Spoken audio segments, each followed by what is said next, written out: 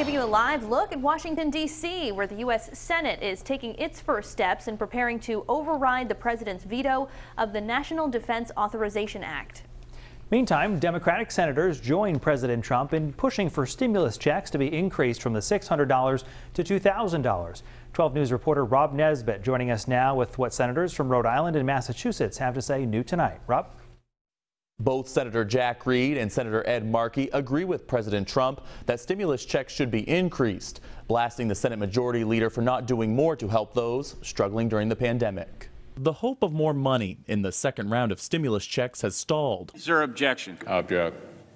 Objection is heard. Senator Mitch McConnell says that if Democrats want to increase stimulus checks from $600 to $2,000, they will need to approve a new bill that combines a stimulus check increase with a call for the creation of a commission to study election fraud and repeals a section of the original bill which shields social media companies from lawsuits. The Senate is not going to split apart the three issues that President Trump linked together just because Democrats are afraid to address two of them. A move that is receiving criticism by both Democrats and Republicans, upset with Wednesday's objection by Senator McConnell. It's only Mitch McConnell using a procedural obstacle that is preventing the American people from receiving the funding which they're going to need. The Treasury Department says that the first round of $600 direct deposits may have already arrived in bank accounts, half as much as was sent to millions of Americans during the first round of $1,200 payouts in April. It is confusing. I don't know what's changed. Some of my Republican colleagues claim, well, no, the crisis is over and the economy is in great shape. Senator Reed is urging Senator McConnell to reconsider and bring the bill to the Senate floor for a vote by Thursday.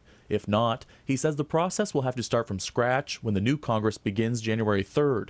It's why he and other Democrats believe the fight for more is just beginning. These families are going to need so much more help in 2021, and it's going to be the moral responsibility of the United States government to provide that help.